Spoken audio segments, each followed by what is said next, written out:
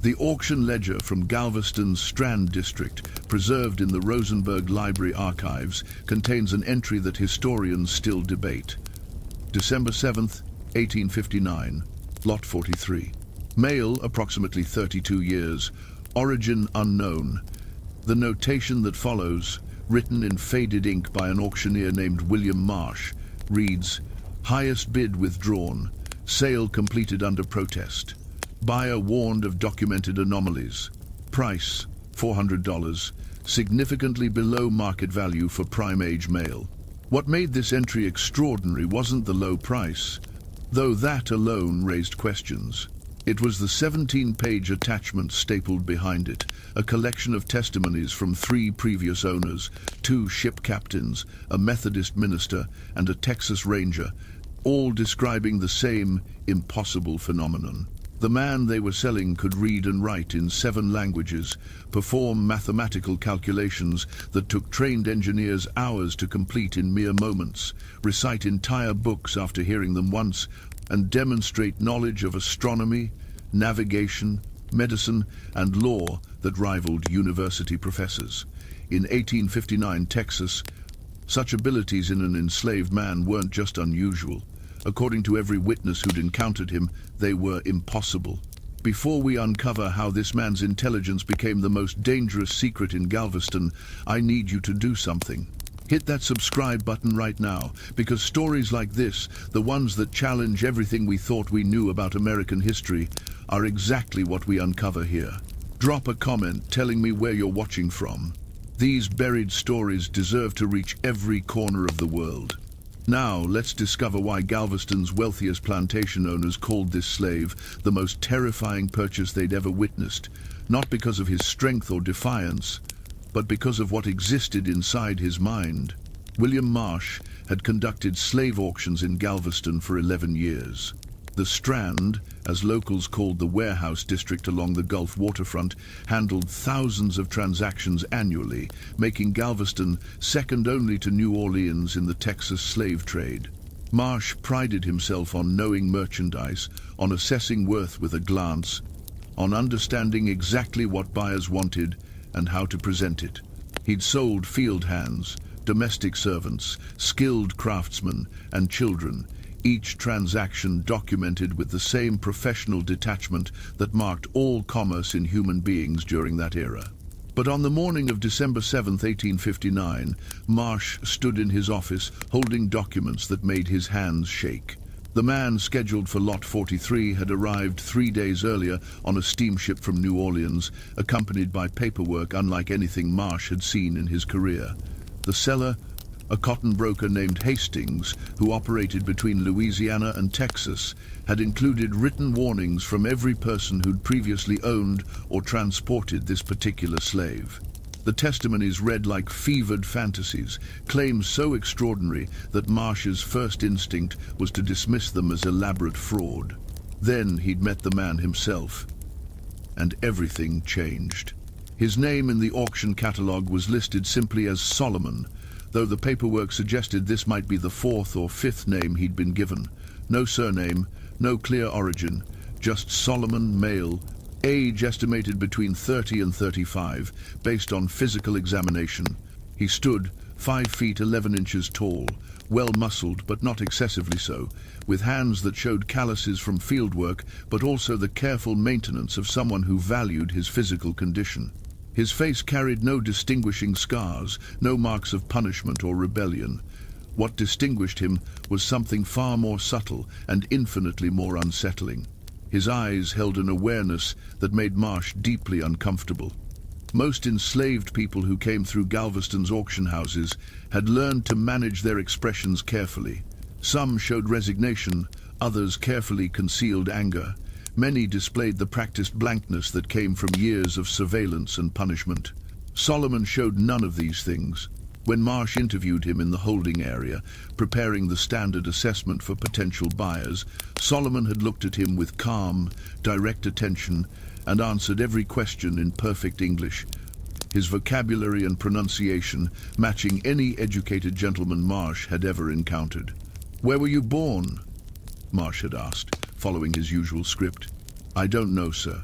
Solomon replied, his voice carrying neither defiance nor servility, just simple statement of fact. My earliest memories are of a plantation in Virginia, but I was told I came from elsewhere originally. No one seemed certain of the details. Can you read? A slight pause, then, yes, sir. How did you learn? I taught myself, sir, by observing letters and words, understanding patterns, practicing when I could. Marsh had set down his pen at that point, studying Solomon more carefully. Self-taught literacy wasn't impossible among slaves, but it was rare and dangerous. Most plantation owners forbade education explicitly, understanding that literacy opened doors to ideas, to resistance, to hope. The paperwork I received about you contains some unusual claims, Marsh said, choosing his words carefully. Claims about your abilities that seem frankly impossible. I need to understand what's true and what's exaggeration before I can sell you honestly. What do the papers claim, sir?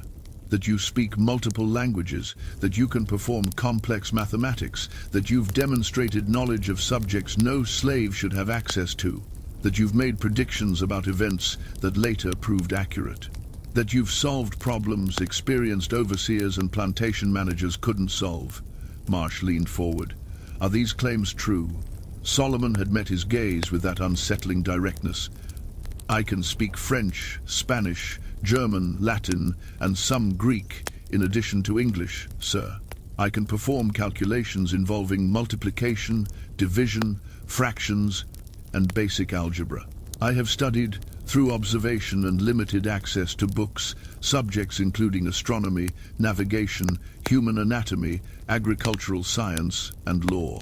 As for predictions, I have sometimes noticed patterns others missed and mentioned what might follow from those patterns. Whether that constitutes prediction, I cannot say. The calm, precise way he delivered this information, as though describing the weather, had made Marsh's throat go dry. How? He'd asked. How is any of that possible? I remember everything I see or hear, sir, Solomon said simply. Every conversation, every word in every book I've glimpsed, every calculation I've observed someone else perform. My mind holds information the way a ledger holds numbers. I cannot explain why this is true. I only know it has been true for as long as I can remember. Marsh had ended the interview shortly after, needing time to process what he'd heard. He'd spent the next 2 days reading through the testimonies, and each one confirmed what Solomon had described, often with additional details that made the phenomenon even more inexplicable. The first testimony came from a Virginia plantation owner named Carlyle, who'd purchased Solomon at a Richmond auction in 1854. Carlyle's letter, written to the broker who'd later sold Solomon, explained what had happened during the 16 months Solomon lived on his tobacco plantation. I bought him as a field hand, Carlyle wrote, strong, healthy, no obvious defects. I assigned him to my crew working the tobacco harvest. Within 3 days, my overseer reported something unusual. Solomon had observed the other workers for perhaps 6 hours total, then began working with an efficiency that exceeded men who'd been doing the job for 20 years. He wasted no motion, damaged no leaves, completed rows faster than anyone else while maintaining higher quality. The letter continued. I dismissed this as simple aptitude until my overseer mentioned that Solomon had corrected him about the timing of the harvest. We'd planned to cut a particular field on Thursday. Solomon had quietly suggested, when asked his opinion, that waiting until Saturday would yield better results based on weather patterns he'd observed and the moisture content of the leaves. My overseer, irritated at being questioned by a slave, had dismissed the advice. Thursday's harvest went poorly due to unexpected humidity. Saturday's weather was perfect, exactly as Solomon had predicted. Carlyle's letter grew more detailed from there. Within 6 weeks, Solomon had demonstrated knowledge of crop rotation, soil enrichment, pest management, and harvesting techniques that matched information in agricultural journals Carlyle subscribed to. When questioned, Solomon explained he'd glimpsed those journals briefly when delivering firewood to Carlyle's study and had memorized their contents. I tested this claim, Carlyle wrote. I showed him a page from a journal on tobacco cultivation, let him look at it for perhaps 30 seconds, then took it away and asked him to recite what he'd read. He repeated the entire page, word for word, including the footnotes and citations.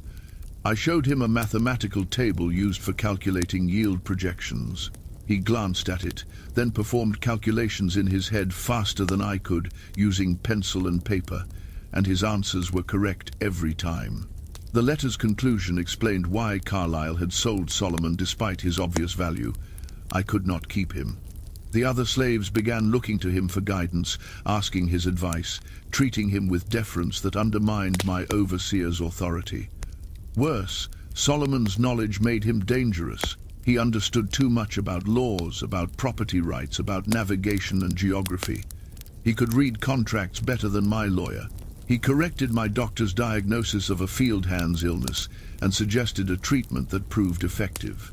I realized I was housing someone whose intelligence exceeded my own, who understood systems and patterns I could barely grasp, and who remained enslaved only because of the color of his skin and the legal structures that supported that enslavement. The situation felt increasingly unstable. I sold him to a cotton broker in New Orleans for a substantial profit, though I suspect I should have warned the buyer more explicitly about what he was acquiring. The second testimony came from that cotton broker, a man named Reynolds, who'd owned Solomon for only 8 weeks before reselling him. Reynolds's letter was shorter, but more agitated in tone. Carlyle told me Solomon was unusually intelligent, Reynolds wrote. I assumed he meant clever, perhaps cunning in the way some slaves learn to manipulate situations to their advantage. I did not understand what Carlyle actually meant until Solomon had been in my household for 3 days. I employed him as a general laborer, but he spent time near my office where I conducted business. One evening, he quietly mentioned that I was making an error in my accounting, that the numbers I'd recorded for a recent cotton shipment didn't match the weights I'd been given. I checked my figures. He was correct. I'd transposed 2 numbers in a calculation involving several $1,000s. Reynolds's letter described increasing discomfort as Solomon's abilities became more apparent. He speaks French better than my wife, who studied it in finishing school. He can calculate exchange rates between currencies faster than my banker. He mentioned once in passing that a particular ship I was considering for transport had structural weaknesses in its hull based on how it sat in the water, and suggested I choose a different vessel. I dismissed this as presumption, but later learned the ship had developed leaks during its voyage and barely made port. How did he know? He claimed he'd observed the ship's waterline and understood from that observation what it meant about the vessel's construction and loading. The letter concluded, I sold him because I found myself unconsciously beginning to defer to his judgment. I would catch myself asking his opinion before making business decisions. This is intolerable. A man cannot function as a merchant when his slave understands commerce better than he does. I sold him to a trader heading to Texas, hoping distance would end my discomfort. I provided documentation about his abilities because I felt the buyer deserved to know what he was purchasing, though I'm not certain anyone could truly prepare for the experience of owning someone like Solomon.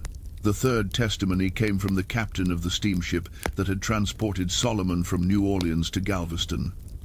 Captain Morrison's account was the most disturbing. Solomon was kept below deck with other cargo during most of the voyage, Morrison wrote. On the second day, we encountered navigation difficulties. A storm had shifted our course, and my navigator was struggling to determine our exact position using celestial observations. The mathematics were complex, involving multiple calculations to account for drift and current. We were debating our position when Solomon, who'd been sitting quietly nearby in chains, spoke up. He said, based on what he'd heard of our observations and the time elapsed since the storm, that we were approximately 18 miles southeast of our intended position. My navigator dismissed this as impossible, given the complexity of the calculation. We completed our own calculations over the next hour and determined our position. Solomon had been correct to within 3 miles, despite having no instruments, no charts, and no formal training in navigation. Morrison's letter continued. I questioned him extensively after that incident. He explained that he'd learned navigation by observing sailors during previous transports, that he'd memorized celestial tables after glimpsing them briefly, and that he could perform the necessary calculations mentally. To test this, I gave him complex mathematical problems typically requiring written work. He solved them instantly, showing me the steps mentally in a way that suggested he was reading the calculations from some internal ledger. I've sailed for 30 years and encountered many educated men. Solomon's abilities exceeded all of them. By the time we reached Galveston, I was thoroughly unsettled. A man with his intelligence should not exist in chains, and yet there he was, legally property, headed to auction like livestock. Marsh had read these testimonies multiple times, each reading making him more certain of one thing: Solomon would be nearly impossible to sell. Most buyers wanted workers who were strong, obedient, and simple. Intelligence in a slave made owners nervous, created management problems, suggested potential for rebellion or escape. Extraordinary intelligence, the kind Solomon apparently possessed, would be absolutely terrifying to anyone who understood its implications. He'd called in his business partner, a slave trader named Hawkins, who had more experience with unusual cases. They discussed the situation over whiskey in Marsh's office, trying to determine how to handle the sale. "You could just lie," Hawkins said. "Don't mention the paperwork. Sell him as a standard field hand and let the buyer discover the truth later." "That's fraud," Marsh replied, "and it's dangerous. If his abilities become apparent and the buyer learns I knew and didn't disclose, I'll lose every client I have. Reputation matters in this business. Then disclose everything and accept that you'll get a fraction of his worth. Most planters won't touch him once they understand what they're buying." "Why not? He's valuable. His skills could improve any operation." Hawkins had given him a pitying look. "Because he's too valuable, William. A slave who can outthink his master, who understands systems better than the people controlling those systems, who can predict outcomes and solve problems at a level that exceeds trained professionals. That's not a worker. That's a threat to the entire structure. You think plantation owners want their slaves to realize how arbitrary their enslavement is? You think they want someone around who can explain property law, calculate exact distances to free states, speak multiple languages for communicating with potential allies, and remember every detail of every conversation he overhears? Solomon isn't just intelligent, he's dangerously intelligent, and everyone who's owned him has realized that eventually. The conversation had ended with Marsh accepting that Solomon would sell below value to whoever was willing to accept the risk. He'd prepared the auction listing with full disclosure, attaching all the testimonies and adding his own summary of what he'd observed during his interview with Solomon. The description ended with a warning he'd never used before. Buyer assumes full responsibility for management of unusual capabilities. No refunds or exchanges will be offered regardless of subsequent difficulties. The auction itself began normally enough. December 7th dawned clear and cool, typical weather for Galveston's mild winters. The Strand was busy with merchants, sailors, and planters in town for business. Marsh's auction house filled with the usual crowd of buyers, men from plantations scattered across Texas, looking for workers to expand their operations or replace those who'd been sold, died, or escaped. The morning proceeded through the first 42 lots without incident. Men and women stood on the platform, were examined, questioned, and sold to the highest bidders. Prices ran normal for the season. Prime male field hands sold for between $900 and $1,200, women slightly less, children priced according to age and potential. Then Marsh called Lot 43. 2 handlers brought Solomon onto the platform. He walked without resistance, his movements controlled and deliberate. He wore simple work clothes, reasonably clean, and his physical condition was excellent.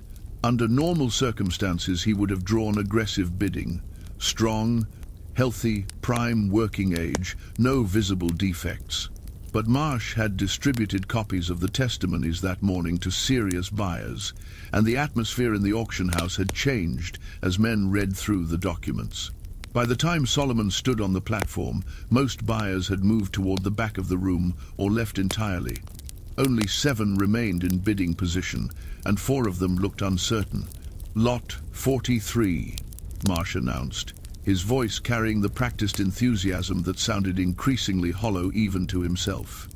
Male, approximately 32 years of age, excellent physical condition, experienced in fieldwork and general labor. He paused, then added the required disclosure. As noted in the documentation provided this morning, this lot demonstrates unusual intellectual capabilities. All buyers have been informed of these capabilities and associated testimonies.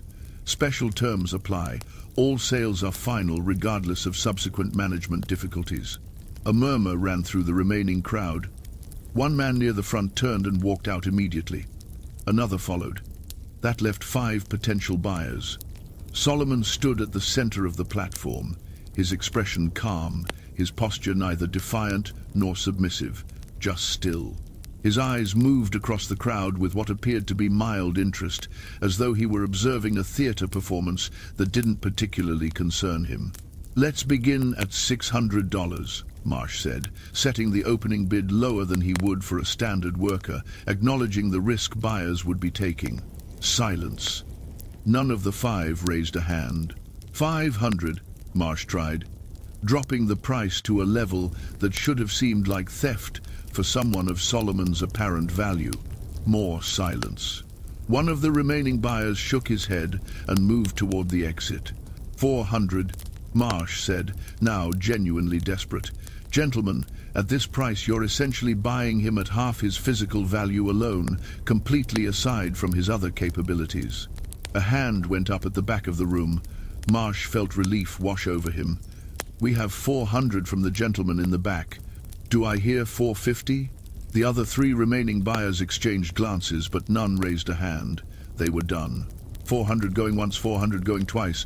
Marsh's gavel came down. "Sold to Mr. James Blackwood of Oleander Plantation for $400. The transaction completed within the hour. Blackwood, a wealthy planter who owned 6,000 acres of cotton land 30 miles inland from Galveston, signed the purchase documents without expression. When Marsh offered him the attached testimonies one final time, Blackwood waved them away. "I've read them," he said. "I understand what I'm buying. Then you understand the risks.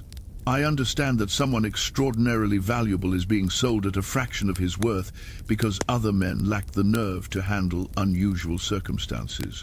I've built my fortune by recognizing opportunities others miss. This man's intelligence isn't a problem. It's an asset, if managed correctly." Marsh had wanted to warn him further, wanted to explain that 3 separate owners had all reached the same conclusion, that Solomon was ultimately unsustainable, but Blackwood's confidence was absolute. He arranged transport and departed with Solomon in a wagon heading inland, the most intelligent slave ever sold in Galveston, leaving the auction house in chains, while his new owner smiled with satisfaction at the bargain he'd secured. Marsh watched them go from his office window, feeling an unease he couldn't quite name. He'd sold thousands of human beings in his career, each transaction documented with professional detachment. But something about this sale felt different, felt wrong in a way that had nothing to do with the usual wrongness of the slave trade itself. He returned to his desk and wrote a brief note in his personal journal, a practice he maintained separate from official business records. December 7th, 1859. Sold lot 43, the slave called Solomon, to James Blackwood for $400. Lowest price I've received for a prime-age male in 5 years. Blackwood was pleased with his purchase. I cannot shake the feeling he shouldn't be. Time will tell. Time would indeed tell, though the answer would come faster than anyone expected and would prove far more extraordinary than even the testimonies had suggested. Oleander Plantation sprawled across 6,000 acres of Texas coastal prairie, its fields stretching in geometric precision under the enormous sky that characterized the region. James Blackwood had built the operation over 15 years, starting with 800 acres inherited from his father and expanding through careful acquisition and aggressive management. By 1859, Oleander supported 143 enslaved workers, produced over 400 bales of cotton annually, and generated profits that made Blackwood one of the wealthiest planters in the region. He'd achieved this success through systematic efficiency. Unlike some plantation owners who relied on excessive violence or chaotic management, Blackwood operated with precision. He employed 3 overseers who reported directly to him, maintained detailed records of every aspect of plantation operations, and prided himself on understanding his business better than any competitor. His wealth came from knowledge, from seeing patterns in markets, from optimizing every element of production. He believed intelligence was the key to success, and he had absolute confidence in his own intellectual superiority. That confidence made him uniquely unsuited to understand what he'd purchased in Solomon. The wagon carrying them from Galveston reached Oleander on the evening of December 7th.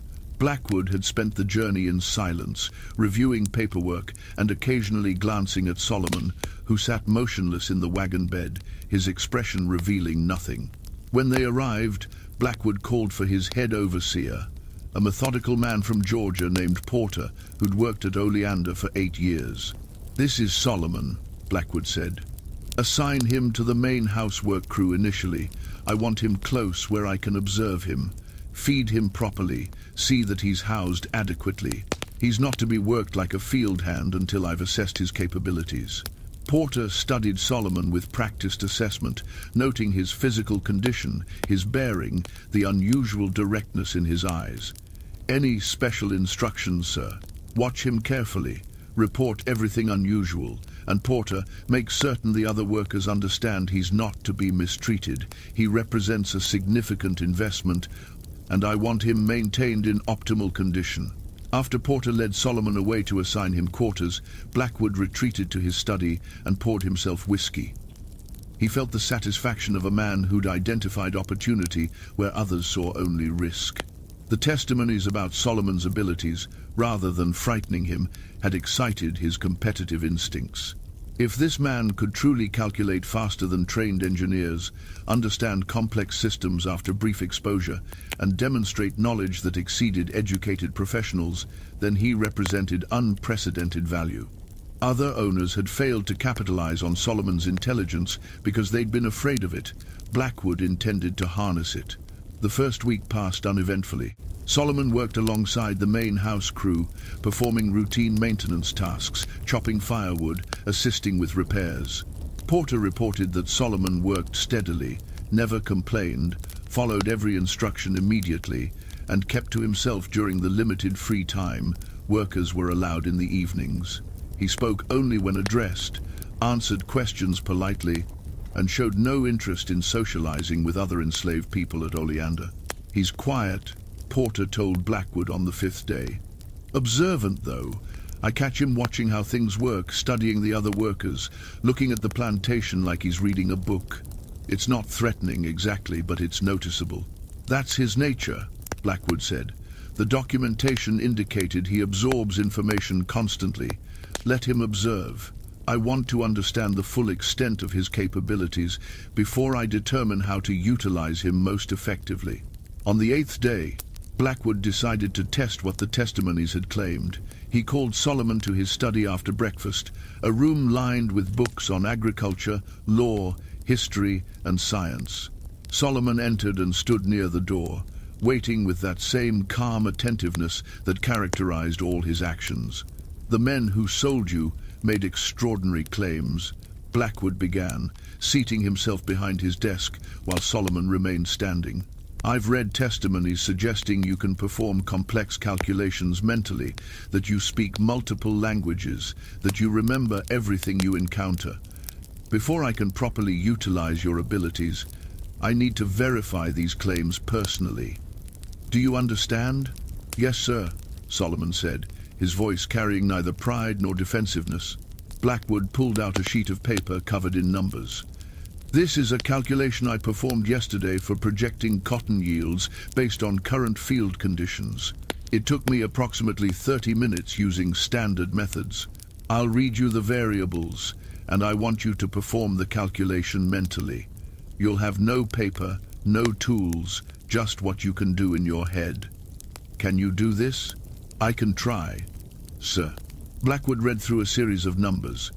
Acreage planted, estimated yield per acre based on soil quality and rainfall, projected market prices, costs of labor and materials, transportation expenses.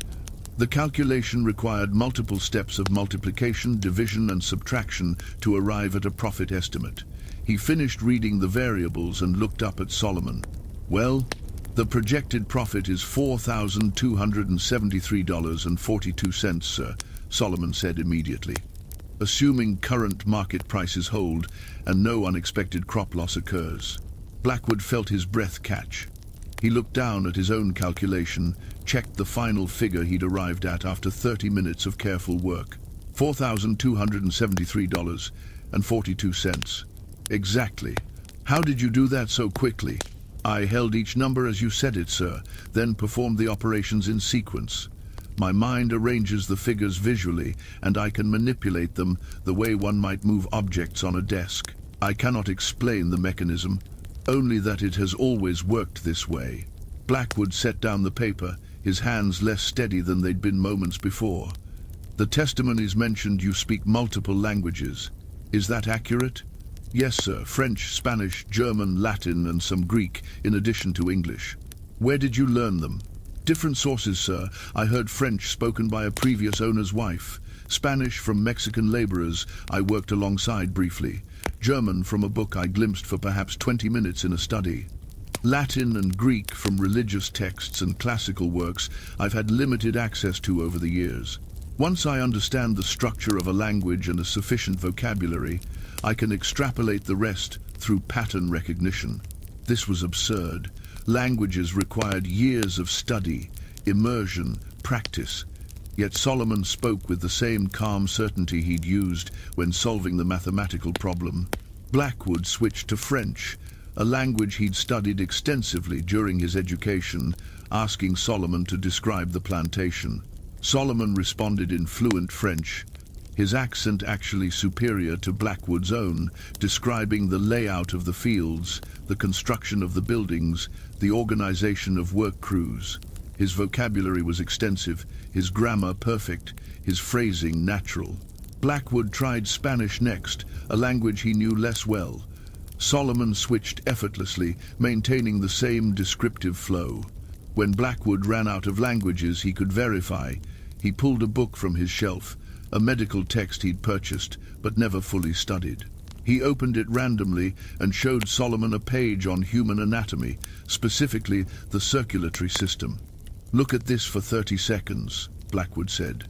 "Then I'll close the book and you'll tell me what you read." Solomon studied the page with focused attention. Blackwood counted to 30 slowly, then closed the book. "Now recite what you saw." Solomon began speaking, reproducing the text word for word, including the technical terminology, the footnotes, even the page number and publication information at the bottom. His recitation was perfect, delivered in the same even tone he used for everything, as though he was simply reading aloud from a document only he could see. The demonstration continued for over an hour. Blackwood tested him with mathematics, languages, memory challenges, logical puzzles. Every test confirmed what the testimonies had claimed. Solomon's intellectual abilities exceeded anything Blackwood had encountered in any human being, enslaved or free, educated or self-taught. This wasn't merely unusual intelligence. This was something that shouldn't exist, a cognitive capacity so far beyond normal human limits that it defied rational explanation. When the testing finally ended, Blackwood dismissed Solomon and sat alone in his study, trying to process what he'd witnessed. His initial excitement about acquiring a valuable asset had transformed into something more complex. Solomon wasn't just intelligent. He was intellectually superior to Blackwood himself, superior to anyone Blackwood had ever known. The implications were staggering. Over the following weeks, Blackwood found himself increasingly reliant on Solomon's abilities. He started bringing him into his study daily, presenting problems and challenges, watching in amazement as Solomon solved them instantly. Plantation management questions that would normally require hours of calculation and deliberation, Solomon could answer in moments.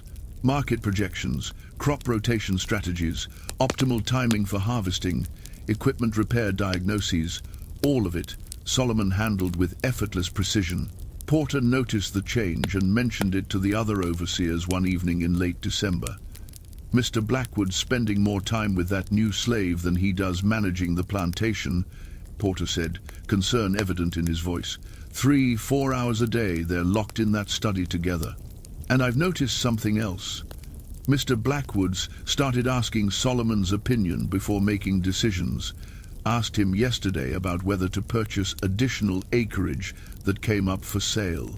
Solomon looked at the figures for maybe 2 minutes, then provided an analysis of soil quality, market conditions, and projected returns that took Mr. Blackwood 3 days to verify, and every point Solomon made was correct. The second overseer, a younger man named Davies, shook his head in disbelief. A slave giving investment advice to one of the richest planters in Texas. That's not right. That's not how this works. "No," Porter agreed, "it's not, and I'm worried about where it leads." Where it led became apparent in mid-January of 1860. Blackwood called Porter to his study and announced he was restructuring plantation operations based on recommendations Solomon had provided. The changes were comprehensive, affecting everything from work crew assignments to planting schedules to equipment maintenance protocols. Porter reviewed the proposals and had to admit they made sense, showed sophisticated understanding of agricultural science and labor efficiency. But their source troubled him deeply. "Sir," Porter said carefully, "these are sound recommendations, but I have to ask, are you comfortable implementing major operational changes based on advice from a slave?" "I'm comfortable implementing changes that will increase our productivity and profits," Blackwood replied, his tone sharp. Solomon's enslavement doesn't diminish the validity of his insights. If anything, having access to his abilities gives us competitive advantages other plantations lack. "But sir, the other workers are noticing. They see Solomon spending hours in your study. They see you consulting him, deferring to his judgment.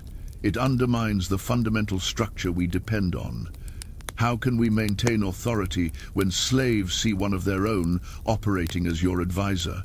Blackwood had dismissed the concern, but Porter's words lingered.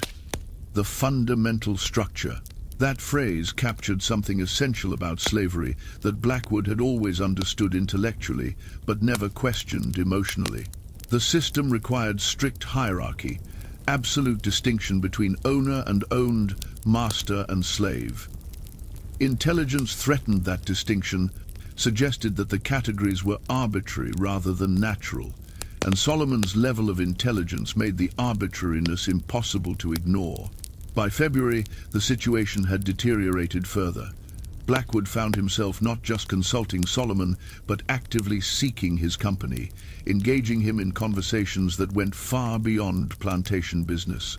They discussed philosophy, science, history, literature. Solomon had absorbed more knowledge through his unusual memory than most university graduates acquired through formal education. He could discuss classical Greek philosophy, Renaissance art, contemporary political theory, all with the same depth and nuance that characterized everything about his intellect. These conversations left Blackwood feeling both exhilarated and deeply unsettled. Exhilarated because he'd finally found someone who could match his own intellectual interests, who could challenge his thinking and introduce perspectives he'd never considered. Unsettled because that someone was legally his property, a man he owned as completely as he owned furniture or livestock, yet who was demonstrably more intelligent than himself. The contradiction became unbearable. Blackwood started losing sleep, lying awake trying to reconcile the reality of Solomon's capabilities with the legal and social structures that defined their relationship. How could he own someone more intelligent than himself?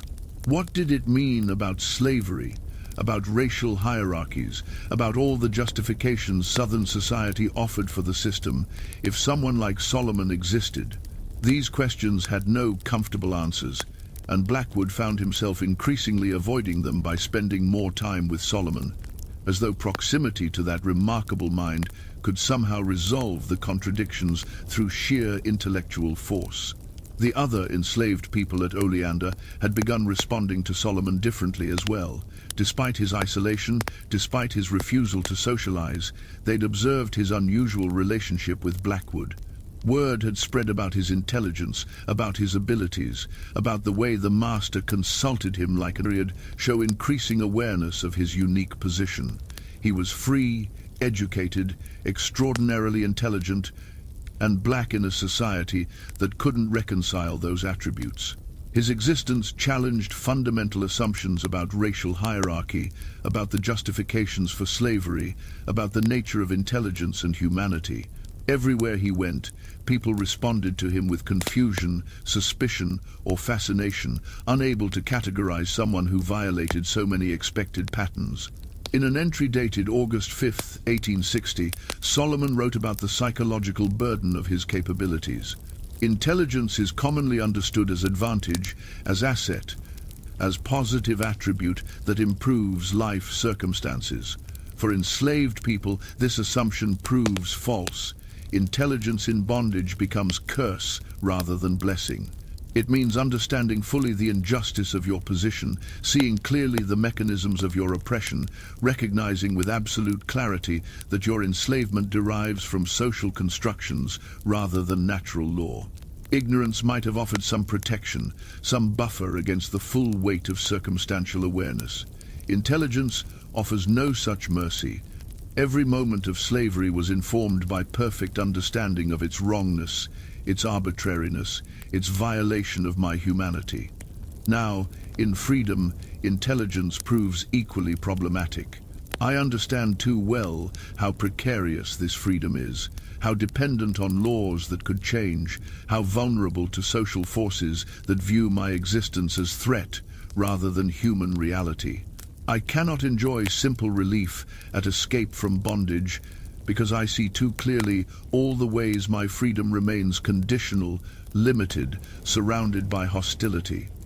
Sometimes I wonder if my unusual memory is gift or affliction. Most people forget the worst moments of their lives, allow memory to soften suffering, find peace through gradual fading of painful experience. I forget nothing. Every moment of slavery remains perfectly preserved in my mind. Every indignity, every fear, every instance of dehumanization available for recall with absolute clarity.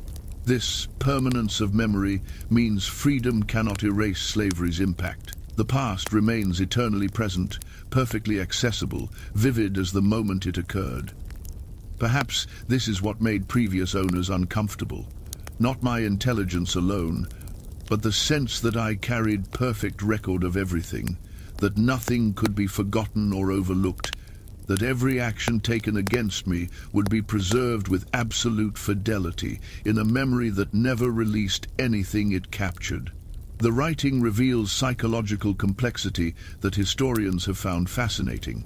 Solomon wasn't just unusually intelligent, he carried awareness of his own exceptionalism and the burdens that accompanied it, demonstrated remarkable insight into how his abilities affected others, and showed understanding of the impossible position his existence created within a society built on racial hierarchies.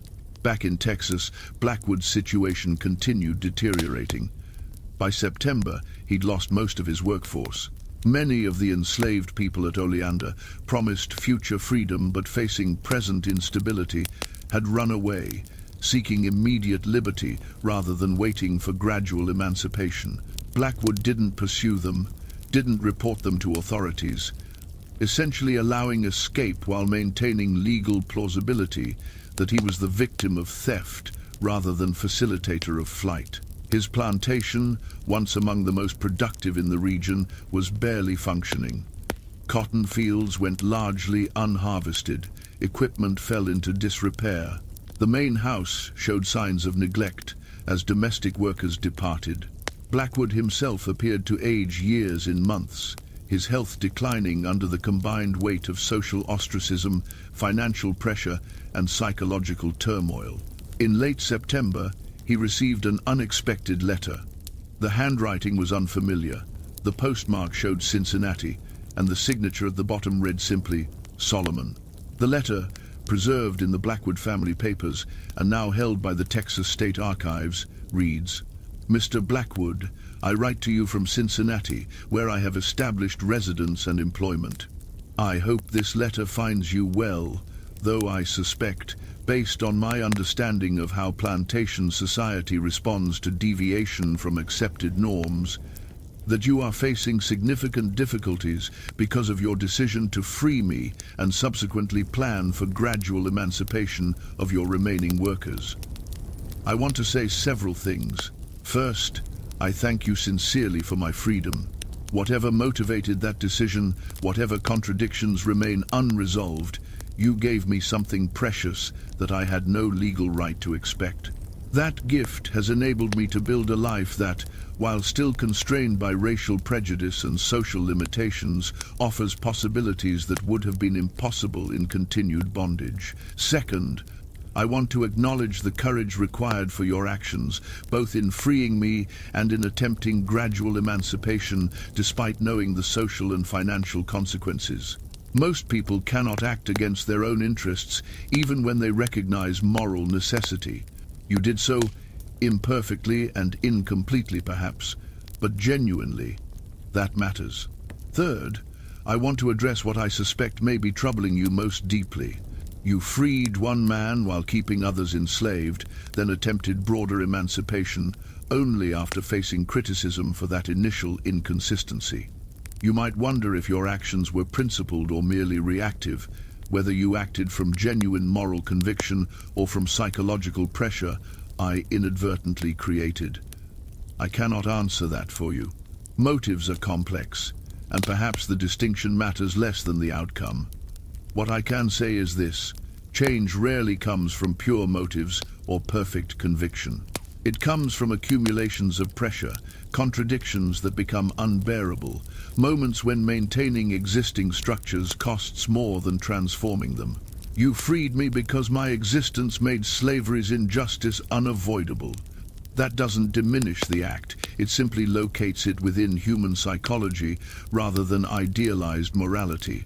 Finally, I want to tell you something I've come to understand about intelligence, particularly the extraordinary intelligence I apparently possess. It doesn't make me better than others. It makes me different, and that difference has been both blessing and curse.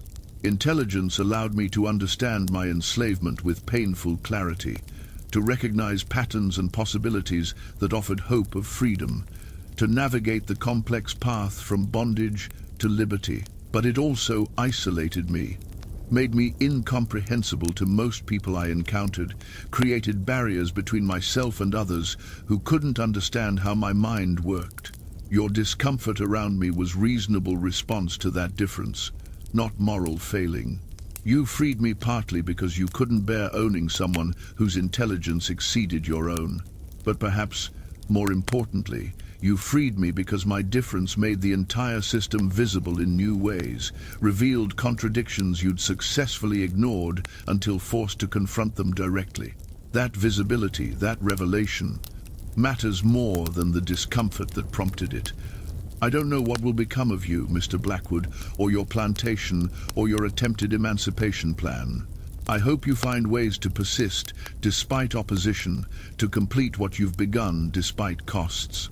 But even if circumstances force you to abandon those plans, even if financial and social pressure prove overwhelming, know that your actions mattered to me and will matter to others who learn this history. You weren't perfect. You didn't solve the problems you recognized. But you tried, and that trying created possibilities that didn't exist before. May you find peace with whatever comes next. Respectfully, Solomon. Blackwood read the letter multiple times, finding in it both comfort and challenge. Solomon had offered understanding without excusing the contradictions, had acknowledged Blackwood's actions while not absolving him of continued complicity, had provided perspective that was generous but not naive. The letter became something Blackwood returned to repeatedly in the difficult months that followed, a reminder that his struggles had been witnessed and evaluated, by the person whose existence had triggered them.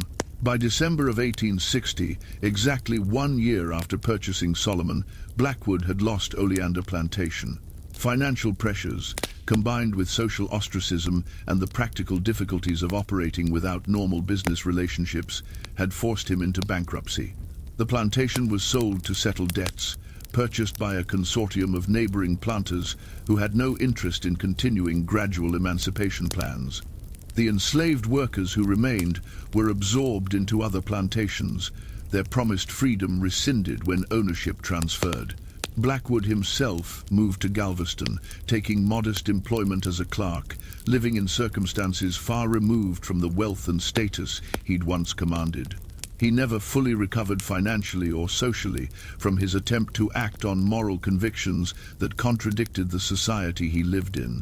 But letters and diary entries from his later life suggest he also never regretted the attempt, never wished he'd chosen differently, never longed to return to comfortable ignorance about slavery's injustice.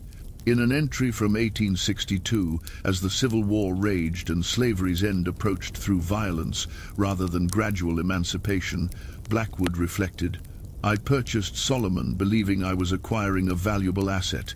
Instead, I acquired a mirror that reflected truths I'd spent my life avoiding. He didn't cause my moral awakening through manipulation or persuasion. He simply existed with capabilities that made slavery's justifications obviously false. Intelligence was supposed to belong to us, to whites, to masters.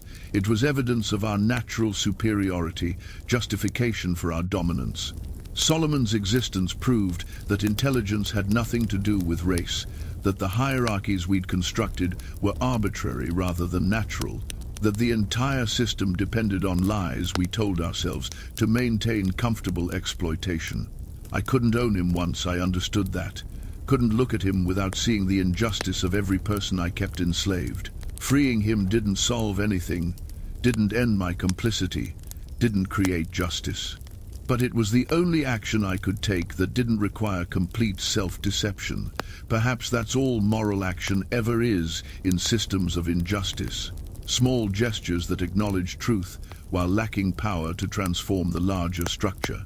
I lost everything making those gestures. I would lose it all again rather than live with the alternative. Solomon's life after leaving Texas followed a trajectory that few freed slaves of his era could have imagined, yet remained constrained by the racial realities of 19th century America. His intelligence, which had caused such disruption in the slave system, proved equally disruptive in free society, creating opportunities while simultaneously marking him as dangerous, exceptional, and ultimately incomprehensible to most people he encountered. In Cincinnati, Solomon established himself within the city's free black community while maintaining employment with merchants who recognized his analytical abilities.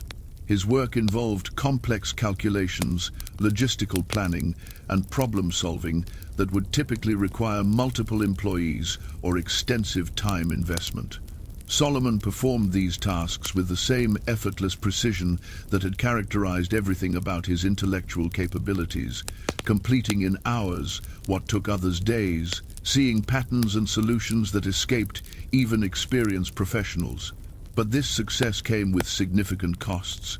His employer, a merchant named Dalton, who'd hired Solomon based on recommendations from the Memphis shipping merchant Wallace, insisted on keeping Solomon's role ambiguous and his contributions unacknowledged publicly. White clients and business partners couldn't be allowed to know that a black man was performing calculations and analysis their own experts struggled with. Solomon's intelligence had to remain invisible, his contributions attributed to others, his presence explained as clerical assistance rather than intellectual partnership.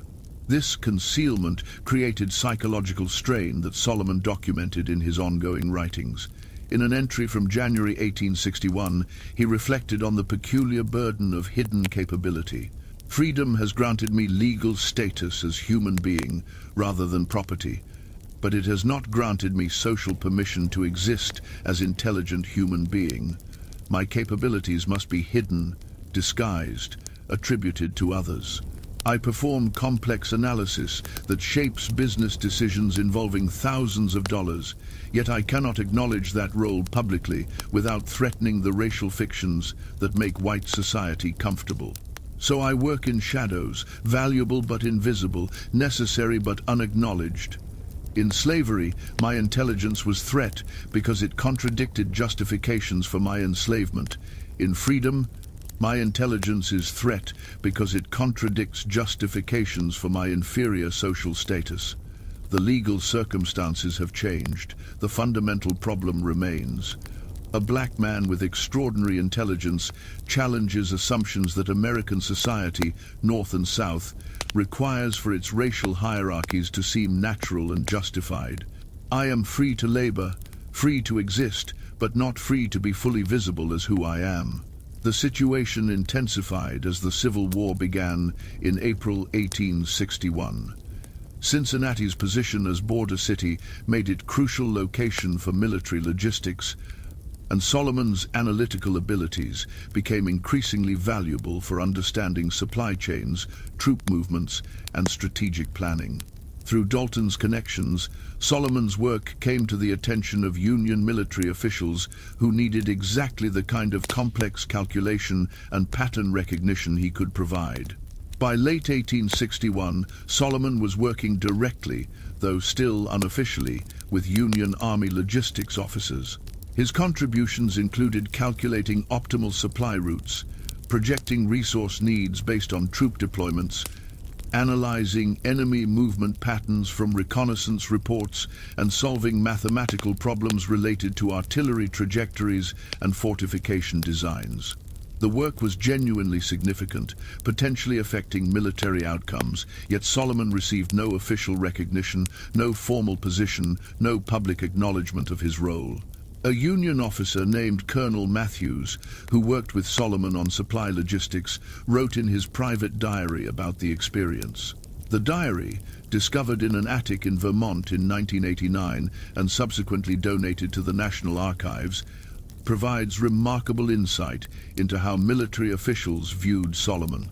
We employ a Negro freeman named Solomon for calculations related to supply chain management.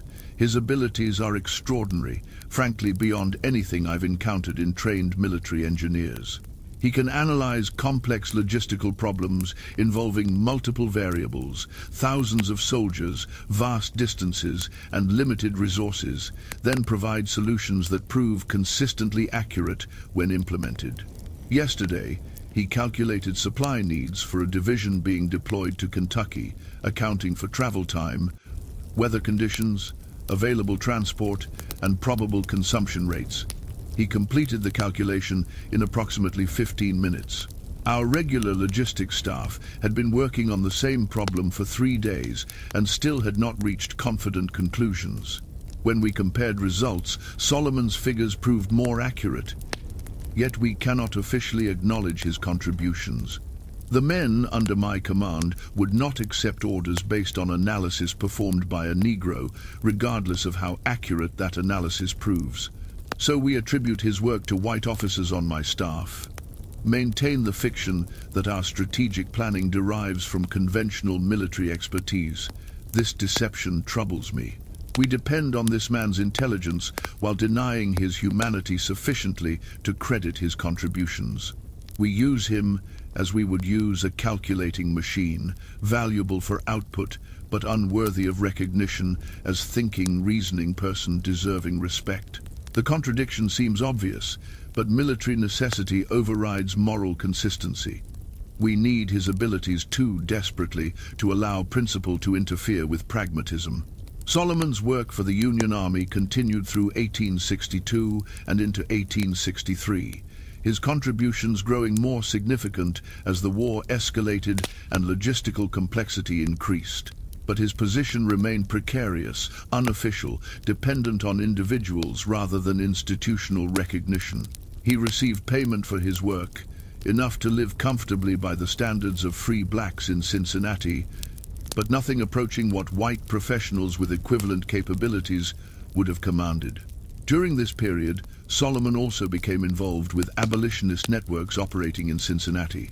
The city was a major hub for the Underground Railroad, and Solomon's intelligence proved valuable for coordinating escape routes, timing movements to avoid patrols, and solving logistical problems that arose when moving large numbers of fugitive slaves north toward Canada.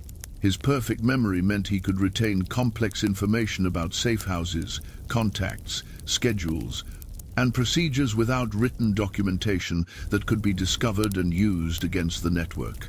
A Quaker abolitionist named Elizabeth Morris, who worked extensively with the Underground Railroad, mentioned Solomon in letters to her sister in Philadelphia. These letters, preserved in the Quaker archives and made public in 1992, describe Solomon's role. "We are assisted by a remarkable man named Solomon, a freedman from Texas whose intellectual capabilities exceed anyone I have encountered. He remembers every detail of every conversation, can calculate distances and timing with perfect accuracy, and demonstrates understanding of human psychology that helps us predict how slave catchers and authorities will respond to various situations. His contributions have undoubtedly saved lives, helped dozens of fugitive slaves reach safety who might otherwise have been captured. Yet, he remains unknown outside our small network, his name never mentioned in public, his role carefully concealed to protect both him and the work we do. I sometimes wonder what Solomon might have achieved if born white, if his extraordinary intelligence had been allowed full expression in society, designed to recognize and reward such capabilities. Instead, he operates in shadows, essential but invisible, brilliant but constrained by racial prejudices that deny his fundamental humanity. The pattern Morris described, Solomon's combination of extraordinary capability and enforced invisibility, characterized his entire existence in freedom. He was simultaneously invaluable and unacknowledgeable, necessary and impossible, exceptional and threatening. His intelligence made him useful to those who recognized it, but that same intelligence made him dangerous to social structures dependent on believing black people were intellectually inferior to whites. In 1863, as the Emancipation Proclamation took effect and the war's purpose shifted explicitly to ending slavery, Solomon's writings took on new dimensions. He reflected on what emancipation would mean for millions of enslaved people whose intelligence, while perhaps less extraordinary than his own, was equally real and equally denied by the system that had held them in bondage. The proclamation declares enslaved people in Confederate states to be free, though its actual enforcement depends on Union military success. When that freedom comes, when slavery finally ends, millions of people will face the question I have navigated for 3 years. What does freedom mean when society remains structured to deny your full humanity? Legal emancipation is necessary but insufficient. It ends ownership without ending prejudice, grants liberty without granting equality, provides rights without providing means to exercise those rights effectively. I think about the people I knew at Oleander Plantation, the workers who watched me walk away free while they remained enslaved. If they survive to see emancipation, what will they encounter? A society that resents their freedom, denies them education, limits their economic opportunities, maintains through custom and violence the subordinate position that slavery once enforced through law. My unusual intelligence allowed me to navigate free society with partial success, finding work that utilized my capabilities despite racial barriers. But most freed people will not have such advantages. They will face freedom without resources, without education, without protection from those who view their liberty as threat rather than justice. The celebration of emancipation must be tempered by recognition of how much remains unchanged when legal status shifts, but social structures persist. The observation proved painfully accurate as the war ended and Reconstruction began. Solomon watched as freed people throughout the South encountered exactly the barriers he'd predicted. Legal freedom circumscribed by economic dependency, political rights undermined by violence and intimidation, theoretical equality contradicted by systematic exclusion from opportunities that would make that equality meaningful. His own circumstances improved somewhat during Reconstruction, with slavery abolished and racial attitudes shifting slightly in some northern communities. Solomon found opportunities to work more openly as consultant and analyst. He provided services to businesses, lawyers, and government officials who needed complex calculations, data analysis, or problem solving that his unusual capabilities could address. He earned decent income, lived comfortably, and established reputation within certain circles as someone who could solve seemingly impossible problems.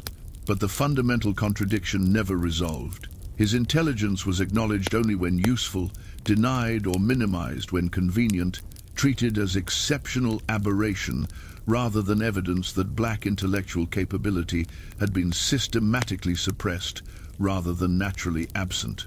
White society could accept Solomon as a unique individual while maintaining general beliefs about racial hierarchy, could utilize his abilities while denying implications those abilities had for understanding race, intelligence, and human potential. In 1868, Solomon received a letter from an unexpected source. The handwriting was shaky, the paper expensive but stained, and the signature read, James Blackwood. Blackwood was writing from Galveston, where he'd lived in modest circumstances since losing Oleander Plantation. The letter expressed desire to know what had become of Solomon, acknowledged ongoing guilt about the incomplete nature of his attempted emancipation, and reflected on how Solomon's presence had permanently altered his understanding of slavery, race, and American society. Solomon responded with a letter that historians consider one of his most significant pieces of writing. The letter, now held by the Smithsonian Institution, reads in part, Mr. Blackwood, your letter reached me in Cincinnati, where I have established life that is materially comfortable but psychologically complex. I am grateful, you wrote, as I have often thought about you and wondered what became of your attempt to act on moral convictions that contradicted your society's expectations. You express guilt about freeing one man while keeping others enslaved, about the incomplete nature of your gradual emancipation plan and its ultimate failure. I want to address that guilt directly. What you attempted at Oleander was imperfect, compromised by circumstance, limited by your own capacity to sacrifice everything for principle. But it was also genuine, costly, and significant. You recognized truth that most slaveholders spent their lives denying, and you acted on that recognition despite knowing the consequences. That matters, even though it didn't achieve the systematic change the situation demanded. I have come to understand that moral action within immoral systems rarely achieves perfection. We do what we can with the courage and resources available to us, recognizing that our actions are inadequate, while also recognizing that inaction is worse. You freed me. That act changed my life completely, gave me possibilities I would never have had otherwise. The fact that you couldn't free everyone doesn't diminish what that freedom meant to me. You attempted broader emancipation and were destroyed for that attempt. The destruction itself demonstrates why such attempts were rare. Most people choose comfortable complicity over costly resistance.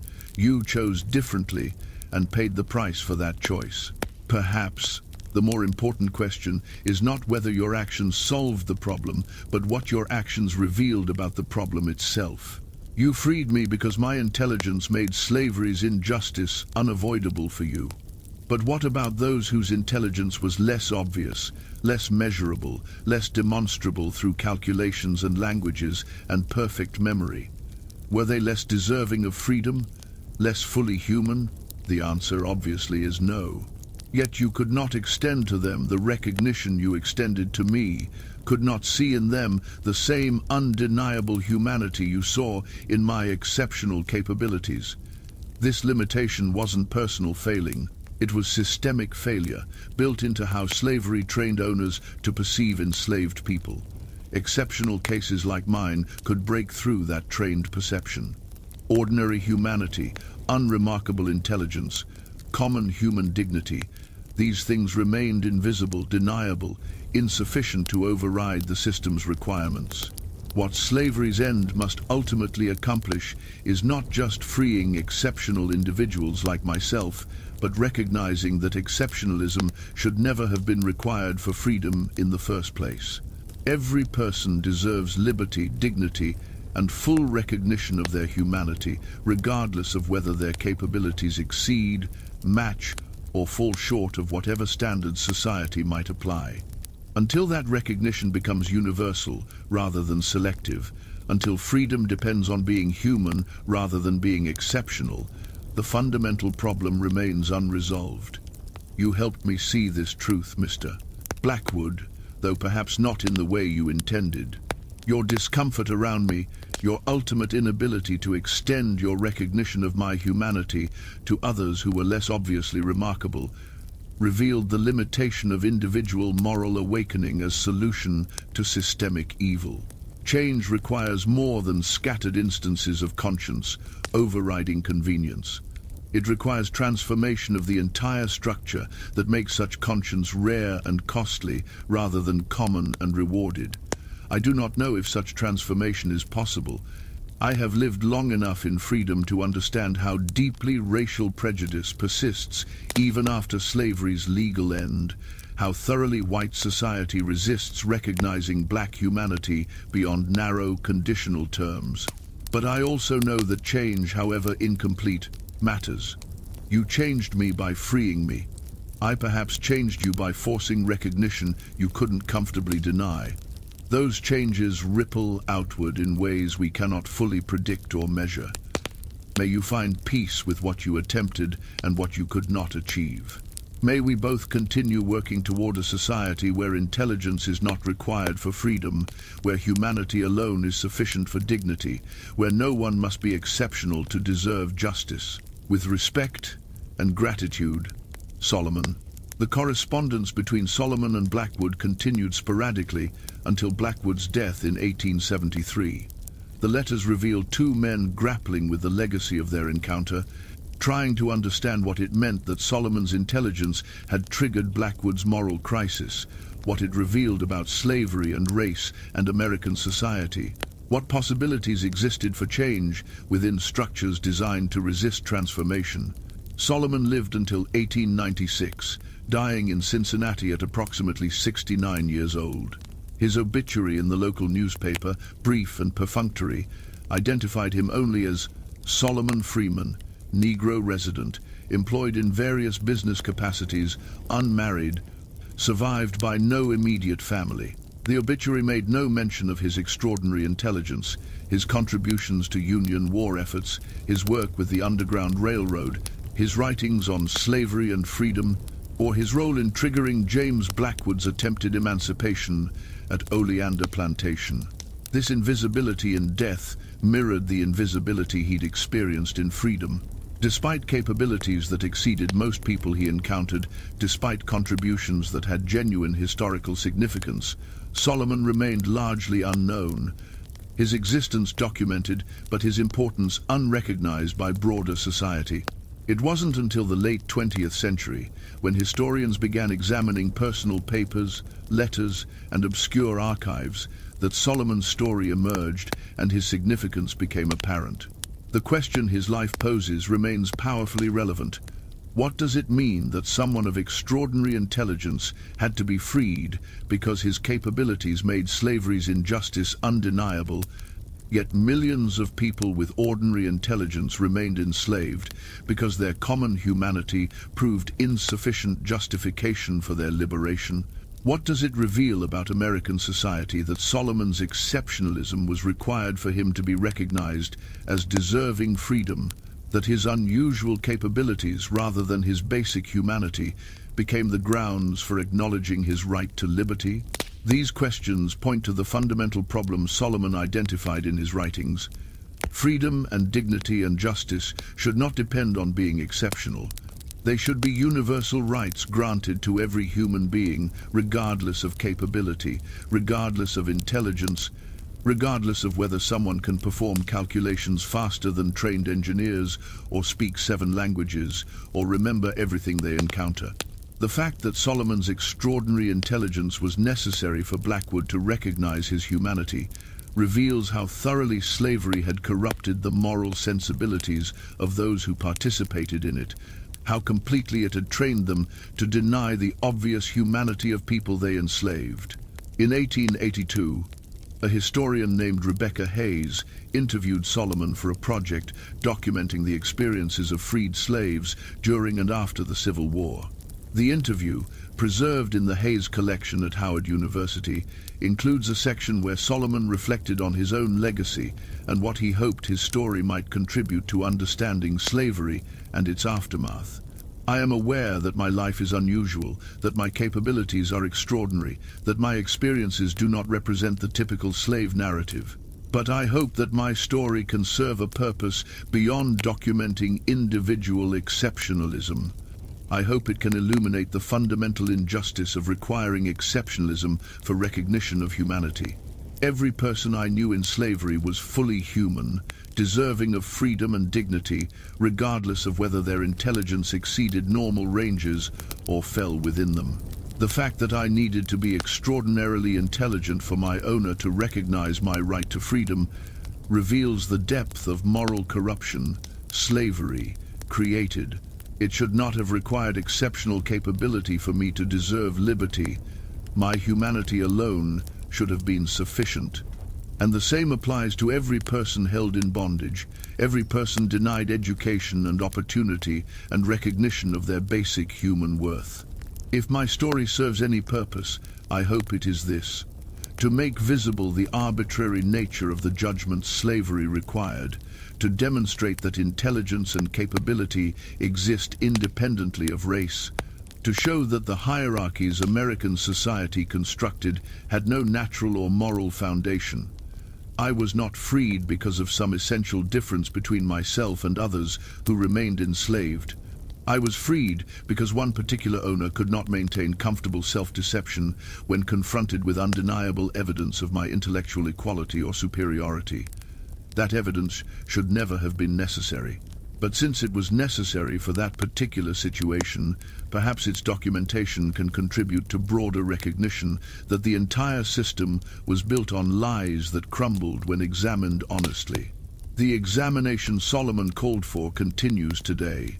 Historians studying slavery increasingly recognize that the system required systematic denial of enslaved people's full humanity, that this denial was maintained through violence, law, custom, and willful ignorance, and that the intellectual capabilities of enslaved people were suppressed rather than absent. Solomon's story provides dramatic evidence of this suppression, shows what one person could achieve when given access to education and opportunity, and invites us to imagine what millions of others might have achieved if the system that enslaved them had not deliberately prevented their development.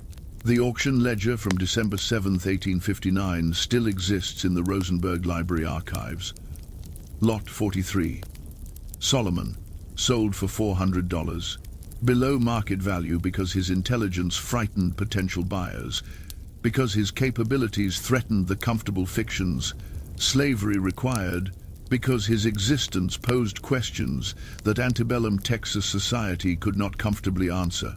That ledger entry represents more than one man's sale.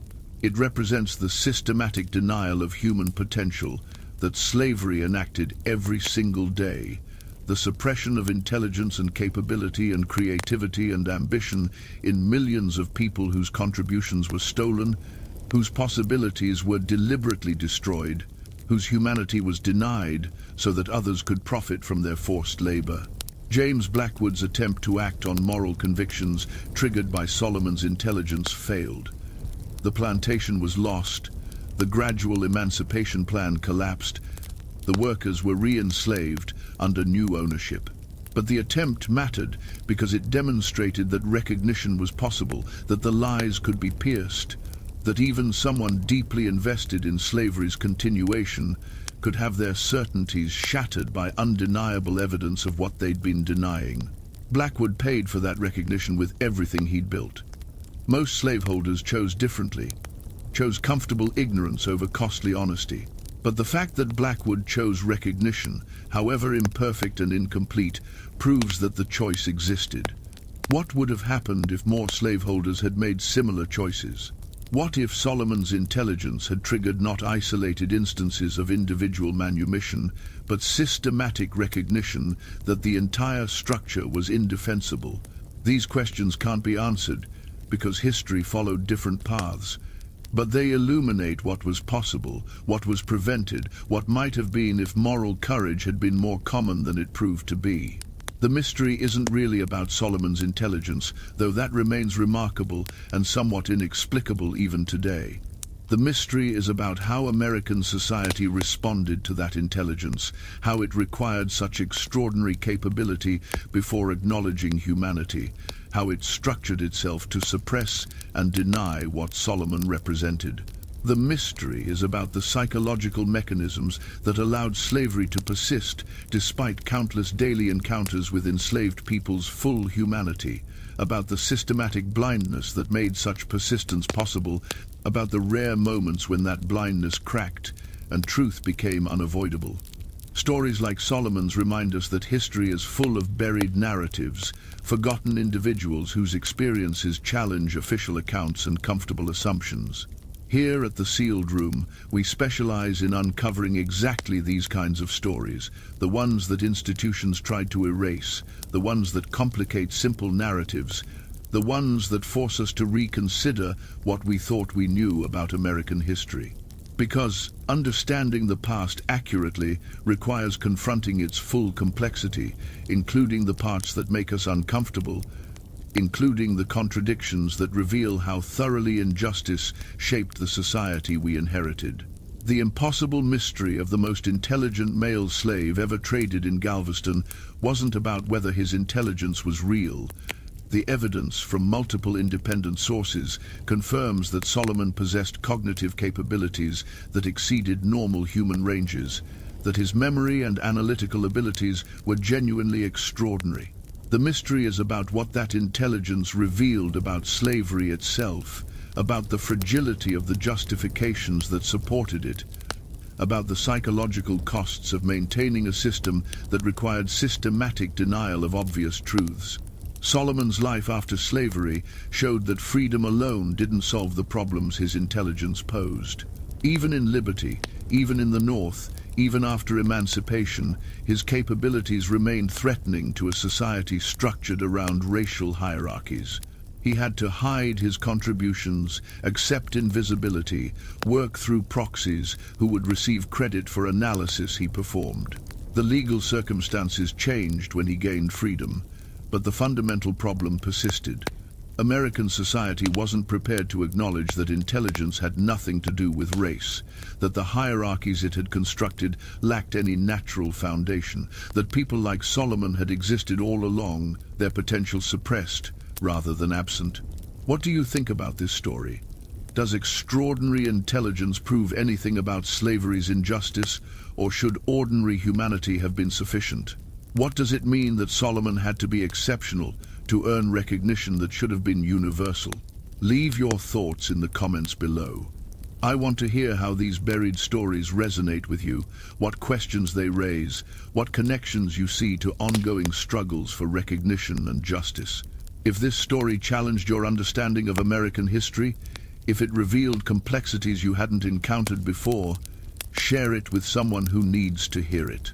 Hit that subscribe button so you never miss the stories we uncover here. The ones that institutions tried to bury, the ones that challenge official narratives and force us to reckon with difficult truths. Turn on notifications because history, this important, deserves to be remembered, discussed, and understood in all its uncomfortable complexity. Solomon walked away from Galveston in December 1859, carrying manumission papers and $50, beginning a journey that would take him from slavery to freedom, from Texas to Cincinnati, from invisibility to partial recognition. He lived 57 years in freedom, contributing to the Union war effort, helping fugitive slaves escape north, working as consultant and analyst for those willing to acknowledge his capabilities. He died largely unknown, his obituary brief and unremarkable, his extraordinary story unrecognized by the society he'd lived in. But he left behind writings that document his experience, letters that reveal his insights, and a historical record that proves what he represented. Someone whose intelligence was so extraordinary it couldn't be denied, even by those most invested in denying black humanity. Someone whose mere existence threatened the entire structure of justifications slavery required. Someone who proved that the supposed natural order was fiction, maintained through systematic suppression of human potential rather than accurate reflection of natural capabilities. The ledger entry from December 7, 1859 remains in the archives. Lot 43, $400. Below market value because what he represented was too threatening for most buyers to accept. That entry is more than transaction record. It's evidence of the impossible position Solomon occupied, too intelligent to be comfortable property, too black to be fully recognized as human in 1859 Texas. His story challenges us to imagine a history where intelligence like his was not anomaly, requiring special explanation, but simply part of the full range of human capability present in all populations, suppressed in some and celebrated in others based on power rather than nature. Until next time, keep questioning the official stories, keep seeking the buried truths, keep remembering that history is more complex than any simple narrative can capture. See you in the next video.